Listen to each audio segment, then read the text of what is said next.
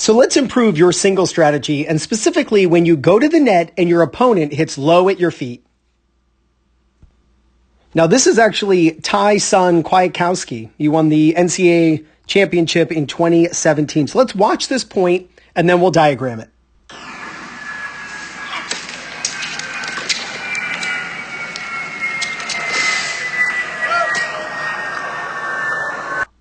Now, Ty-Son actually won this point, but he got away with a shot that is actually not in your best interest to copy. Let me show you what this looks like. So he serves and volleys. He's coming forward. And I want you to notice right here, he has a half volley. Now, whether it's a low volley or a half volley, when you are presented with a ball that is below net level, when at the net, it is in your best interest to hit the ball straight ahead.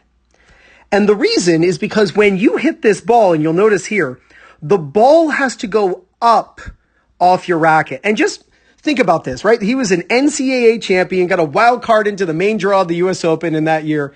And so if anybody is going to be able to execute this shot, a low ball and changing direction, like hitting it cross court, it would be Ty-Son, right? But he hits this ball cross court. The problem with this is he's hitting the ball up off of his racket, and he's hitting it to the side of the court where he is not on. He is not over here. So what happens is he hits the ball up, and that gives the opponent time to run down this ball. Now, Ty-Son has to move over, but because the opponent is over here, the down the line is wide open. And he actually doesn't even cover the down the line. He just decides to stay in the middle and basically guess that the ball's going to go cross court. And his opponent hits the ball down the line and overcooks this a bit. Hits that ball lands just an inch long. And if he had just not hit the ball so hard, if he had hit it a little lower over the net, you could say maybe add a little more spin, just a little more margin right there. He would absolutely margin for error, meaning hitting the ball a little shorter so it's not so close to the line. He absolutely would have won this point. Ty-Son would have been in a better position with this half volley if he would have hit this ball straight ahead. Now, I'm sure in the comment section I'm going to read, but Ryan, he was meaning to hit a perfect winner.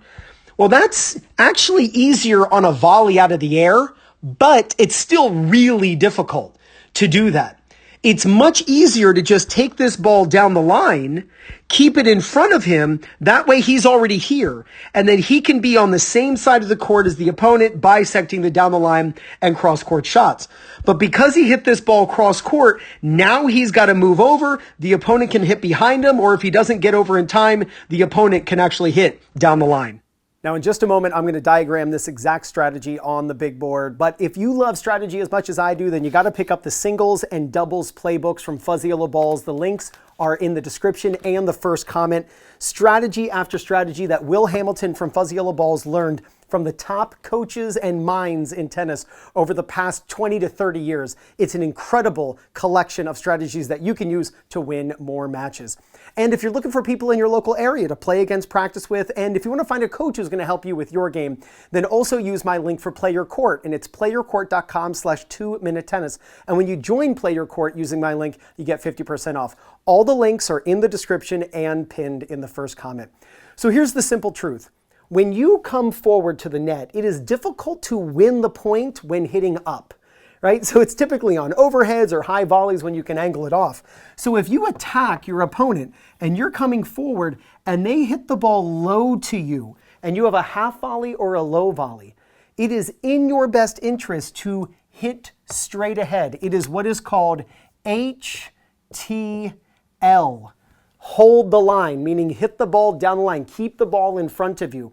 When you have a ball that is low to you and your opponent's here and then you hit it this way, what you do because you volley up or you hit a half volley and the ball goes up is you give your opponent plenty of time to get over to that ball.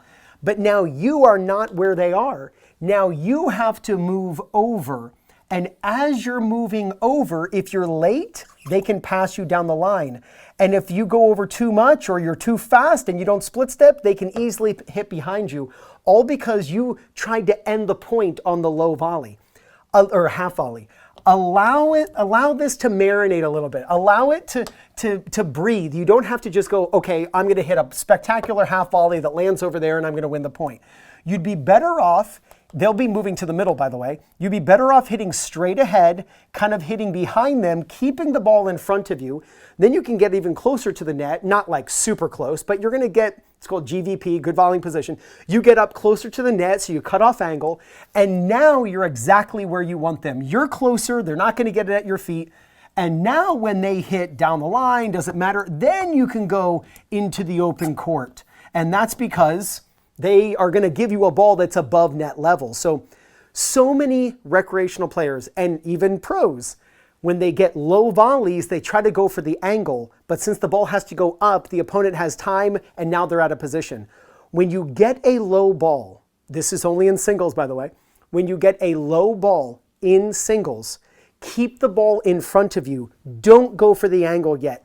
Wait for a later volley or overhead in order to go for that angle. And when you do, there's no doubt you're going to gain confidence, win more matches, and play much better tennis.